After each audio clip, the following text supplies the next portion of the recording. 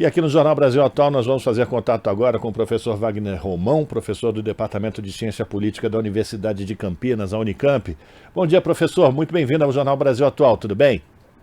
Bom dia, Rafael. Tudo bem? Bom dia a todos os ouvintes. Vamos lá, professor. Vamos fazer uma avaliação desse governo de transição. Ontem, Geraldo Alckmin instituiu o gabinete de transição do governo do presidente eleito, Luiz Inácio Lula da Silva. São 31 grupos técnicos que vão debater temas como, por exemplo, agricultura, assistência social, cultura, economia, educação, saúde. O Alckmin será o coordenador geral desse gabinete, terá o deputado Floriano Pesaro como responsável pela coordenação executiva, a deputada Gleisi Hoffmann como coordenação de articulação política, Luísio Mercadante responsável pela coordenação dos grupos técnicos, que será responsável pela elaboração dos programas. E a gente já tem o anúncio da Simone Tebet, da senadora do MDB do Mato Grosso do Sul, como uma das coordenadoras do Grupo Técnico de Assistência Social. Alckmin também afirmou ou anunciou os coordenadores do Grupo Técnico da Economia, Pércio Arida, André Lara Rezende, Nelson Barbosa, Guilherme Melo. E ontem também a equipe de transição anunciou 4 ex-ministros e um ex-secretário para integrar o Grupo Técnico da Saúde, né? Humberto Costa, que foi ministro da Saúde no primeiro governo de Lula, Alexandre Padilha, no primeiro governo da Dilma Rousseff, José Gomes Temporão, ministro da Saúde no segundo mandato de Lula, e Arthur Quioro, também ministro de Dilma entre 2014 e 2015, além do médico Davi Uip, que foi ex-secretário de Saúde em São Paulo durante o governo de Geraldo Alckmin. Professor, sua avaliação desses nomes que já foram anunciados, a sua expectativa do avanço desses trabalhos para a formação do novo governo. Rafael, a gente está num momento realmente de transição, né? Eu diria que, é claro que uma boa parte dessas pessoas vão estar no governo Lula a partir do dia 1º de janeiro, mas nós ainda estamos num momento de transição. Eu acho que aí alguns sinais são muito importantes e da gente tentar entender o que está acontecendo e sinais que também estão sendo lidos, né? Sobretudo para quem está no Congresso, para quem apoiou Lula no segundo turno, para quem estava contra o governo atual, né? E que optou pela candidatura de Lula.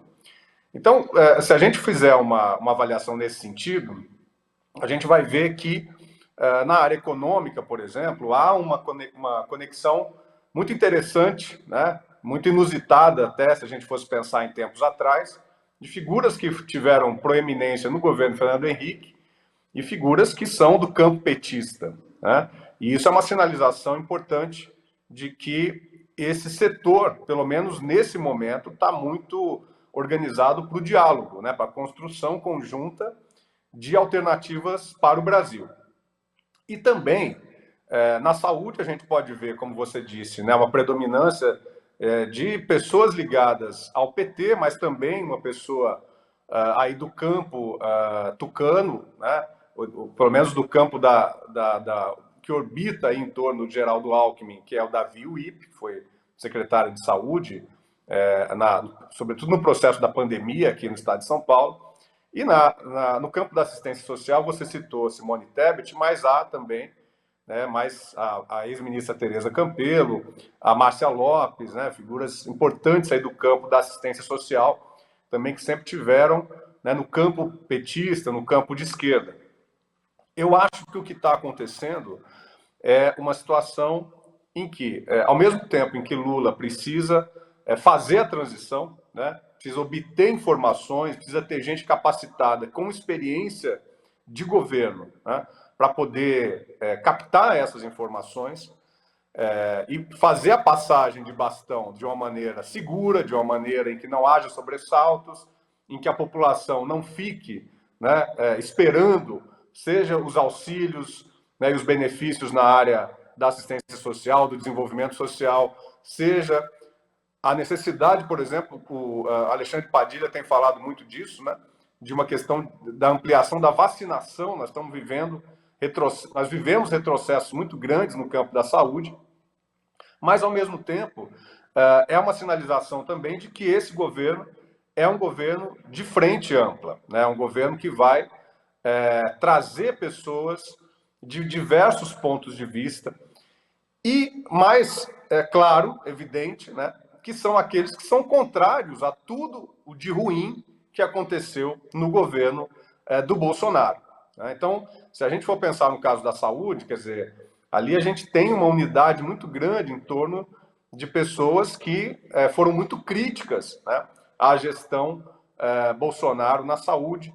No caso do desenvolvimento social, a mesma coisa, né? Ao mesmo tempo trazer uma liderança importante, que é a Simone Tebet, que certamente é uma ministeriável, né? Então eu acho que é isso que está acontecendo nesse campo, nesse momento, na transição, né? Quer dizer, são pessoas que vão estar nessa situação de captar informações, de fazer a passagem do bastão de uma maneira segura, e que apontam para um governo, né, para um governo que vai ser um governo do diálogo, que vai ser um governo de construção coletiva, e que, sobretudo nesse momento, Lula precisa sinalizar para o Congresso que será um governo com essa cara, né, com uma cara mais ampla e que possa constituir uma base forte no Congresso Nacional. A gente está conversando com o professor Wagner Romão. Professor, 2 pontos. Na área da saúde já foi indicado que logo em janeiro deve ser lançada uma grande campanha de vacinação para o enfrentamento da Covid.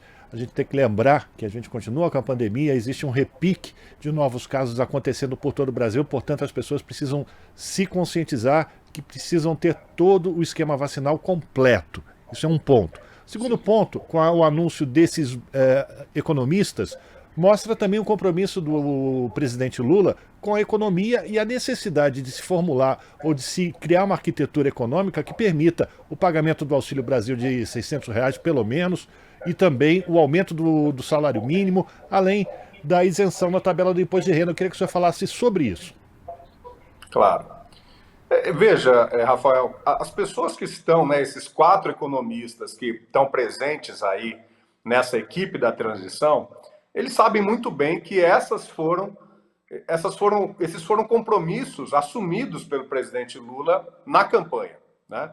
Então, eu entendo o seguinte: quem não está de acordo com essa política, com esses compromissos, não faria parte sequer da equipe de transição, né? Então, eu acho que mesmo economistas como o Pécio Arida, como o André Lara Rezende, que participaram de governos, né, ali na década de 90, o governo Fernando Henrique, enfim, que tinham uma postura mais, digamos assim, ortodoxa, né, no campo do liberalismo, no campo liberal, já transitaram, né, para uma postura muito mais afeita e conectada com essa visão, né, que, digamos assim, os partidos mais à esquerda já tinham e já implementaram, no caso do governo Lula e mesmo no governo Dilma, de que não dá para a gente lidar com a extrema desigualdade social, a extrema desigualdade de renda e de riqueza que nós temos no Brasil a partir de um receituário liberal, né? Quer dizer, é preciso adequar e adaptar as teorias econômicas à realidade brasileira. E acho que o que a gente viu e o que o Brasil tem passado nesses últimos anos, com o aumento da fome, com o aumento do desemprego, né, com uma situação de precarização das relações de trabalho, apontam que quem estiver na equipe econômica, quem for o ministro da Economia ou ministro da Fazenda, enfim, isso está sendo decidido ainda, vai ter que estar afinado com uma agenda progressista, com uma agenda de combate às desigualdades, e em que mesmo as políticas econômicas, né, vão estar articuladas à agenda social. Ontem, o vice-presidente Alckmin apontou isso muito bem na sua entrevista ali exatamente no escritório ali da transição no Centro Cultural Banco do Brasil, né? Então, acho que isso é um apontamento importante e acredito que quem está fazendo parte dessa transição tem que estar afinado com esses princípios. Professor, eu quero continuar ainda falando sobre esse assunto da economia, porque quem tem fome tem pressa. O ministro Humberto Costa falou que da possibilidade de apresentação de uma PEC para garantir esses recursos que a gente falou aqui sobre Auxílio Brasil e aumento do salário mínimo. O senhor acredita que os deputados, os parlamentares que estão terminando essa legislatura possam causar dificuldades para a aprovação dessa PEC e que o governo de Lula comece já com essa segurança institucional?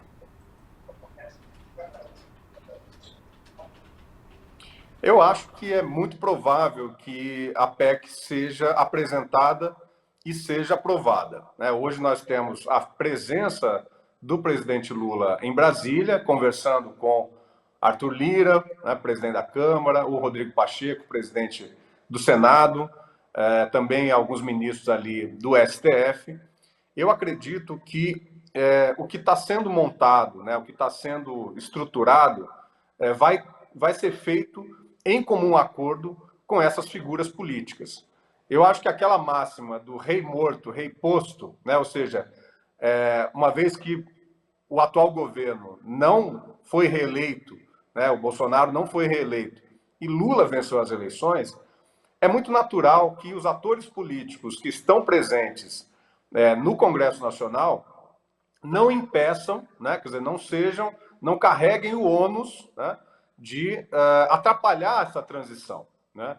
E acho que o que nós vimos nos últimos meses também, né, com uma série de ataques à própria Constituição, no sentido de que vários desses auxílios, vários desses benefícios, né, que foram concedidos às vésperas das eleições, impedem qualquer tipo de resistência, né, desses atores políticos que fizeram toda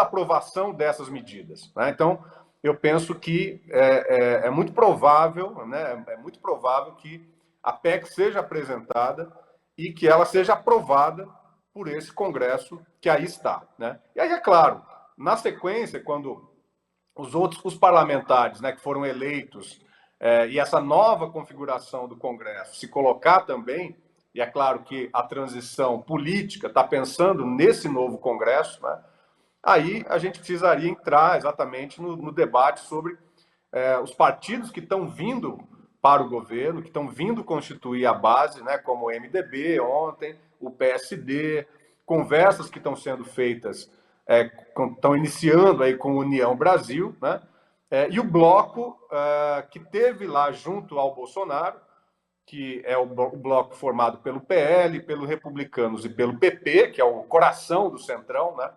A gente vai ter que ver como que esse bloco vai se posicionar. Ontem nós tivemos o Valdemar da Costa Neto, presidente do PL, né, reforçando a ideia de que o PL vai estar na oposição ao governo Lula, mas a gente sabe que também esses partidos não são tão fiéis assim, a base desses partidos não é tão fiel assim como as lideranças políticas, os presidentes dos partidos colocam. Então, acho que esse aí é um assunto importante para a gente tratar nos próximos dias, Rafael. Pois é, professor, o senhor tocou num assunto sobre a formulação dessas articulações políticas e falou do PL. Ontem, na sua entrevista, o Valdemar da Costa Neto não deu nenhum sinal claro de que reconhece a lisura das eleições e hoje temos o anúncio do relatório produzido pelo Ministério da Defesa. O senhor acredita que isso será um ruído, uma tentativa do governo Bolsonaro de embaralhar cartas, ou a gente precisa ter atenção com o que será dito hoje? E também, a partir do que for dito hoje, o processo de transição e o olhar do governo Lula com o Ministério da Defesa, por exemplo. Veja, Rafael, eu acho que é uma situação muito constrangedora, né, para dizer o mínimo. Em primeiro lugar, as Forças Armadas não têm esse papel institucional, a gente está falando disso já faz tempo, né, aqui no nosso programa.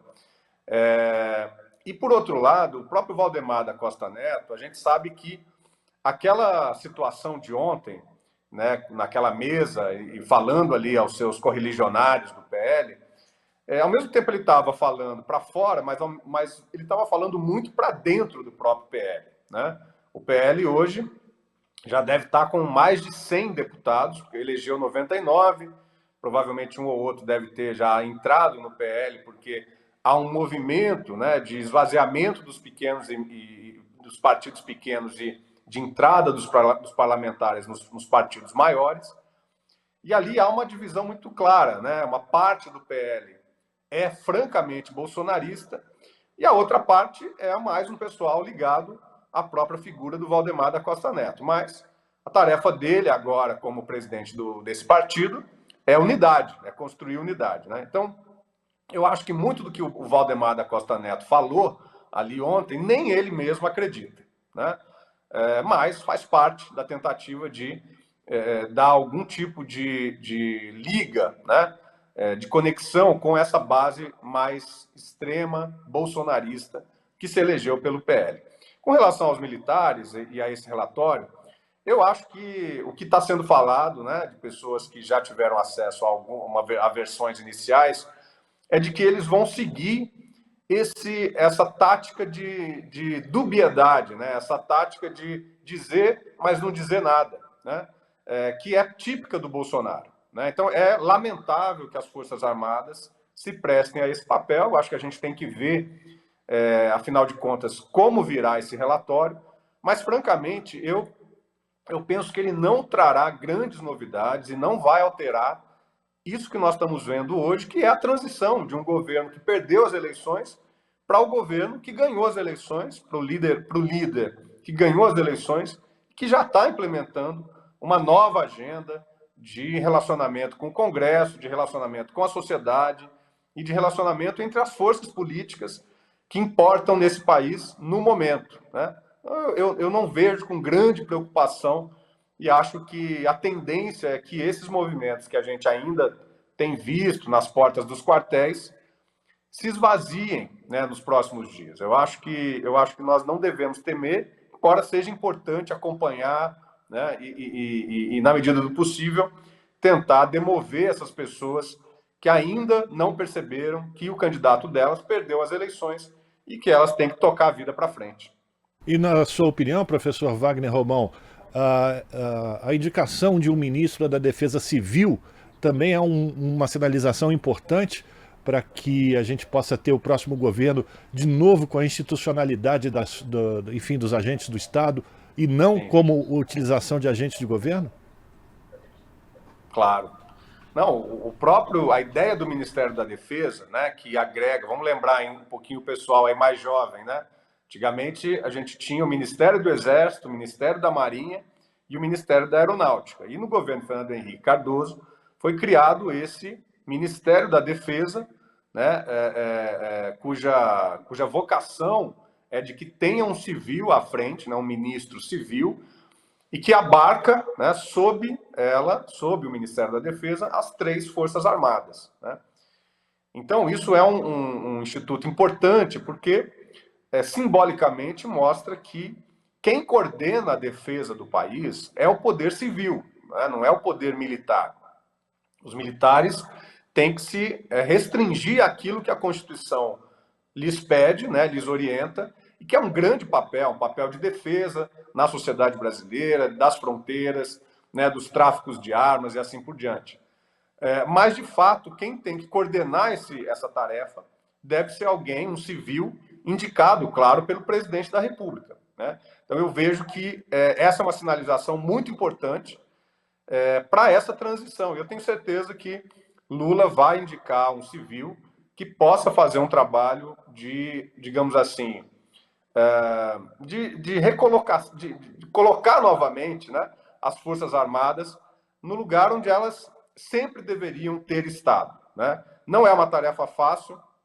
A gente sabe que nós tivemos no governo Bolsonaro, né, cerca de 8 mil militares na esplanada dos ministérios, ocupando cargos, mas acho que é uma tarefa extremamente necessária e que eu tenho certeza também vai ser posta a cabo, vai ser realizada, eu acho que nos primeiros momentos, né, do governo Lula, e claro, já com um ministro da Defesa que seja um civil, claro, que tenha experiência, que tenha capacidade política para lidar com as Forças Armadas e para estabelecer um novo relacionamento, né, diferente desse que ocorreu nesses últimos 4 anos. Professor, nosso tempo está estourado, mas no resumo da ópera, até agora, os nomes apresentados e o desempenho de Geraldo Alckmin, vice-presidente eleito, está sendo satisfatório na sua avaliação dessa equipe de transição do novo governo? Rafael, eu vejo assim que há muita afinidade, né, entre Lula, Alckmin, Aloysio Mercadante, Gleisi Hoffmann, né? Eu acho que há um espírito de colaboração realmente. Eu acho que a escolha do Geraldo Alckmin para coordenar essa transição foi muito acertada, né? Eu acho que a aliança política que foi realizada, né, quando a gente faz uma aliança política, quando a gente estabelece um acordo entre parceiros que não são necessariamente do mesmo time, né, é muito importante que essa aliança seja continuamente renovada, né, porque senão as partes vão começar a se desentender, vai haver mais ciúme, né, e isso é muito ruim para os governos, sobretudo governos que têm uma missão muito importante, que é reunificar o Brasil, né, que é trazer novamente esperança, que é trazer novamente a marca da democracia, a marca do diálogo, a marca da criação de consensos. O Lula é mestre nisso, né? Ele, durante toda a sua vida política, realizou esse tipo de ação, né? E acho que Geraldo Alckmin também tem essa sensação, senão não teria aceitado, né, compor essa chapa com o Lula na vice-presidência, né? Então eu acho que esse é um sentimento muito disseminado entre os partidos políticos, né? E não só entre os partidos políticos, mas entre a sociedade civil que se organizou em torno da candidatura Lula-Alckmin, né? E acho que, ao meu ver, o que está sendo apontado como os participantes das equipes de transição, acho que ao longo dos próximos dias nós vamos ver outros nomes se colocando, né? É claro que há características específicas de cada setor, de cada campo, né? Às vezes, alguns partidos vão ter mais a apresentar no campo da saúde, ou no campo da educação, ou no campo do meio ambiente, isso é natural, mas acho que o espírito geral tem sido mantido, o espírito de um país que precisa se reunificar, né? E de um campo político que precisa conviver com o máximo de harmonia. Claro que haverão aí dificuldades, mas eu acho que a manutenção desse espírito é muito, muito importante. Agradecer a participação do professor Wagner Romão, professor do Departamento de Ciência Política da Universidade de Campinas, a Unicamp, fazendo uma avaliação da formação do governo de transição comandado por Geraldo Alckmin, vice-presidente eleito. Professor, forte abraço para o senhor, sempre uma alegria tê-lo aqui conosco e até uma próxima oportunidade. Forte abraço, Rafael, um abraço a todas as pessoas que nos assistem. Bom dia para vocês. Conversamos com o professor Wagner Romão aqui no Jornal Brasil Atual, agora 8h51, rápido intervalo e voltamos na sequência. Estamos apresentando Jornal Brasil Atual. As notícias que os outros não dão.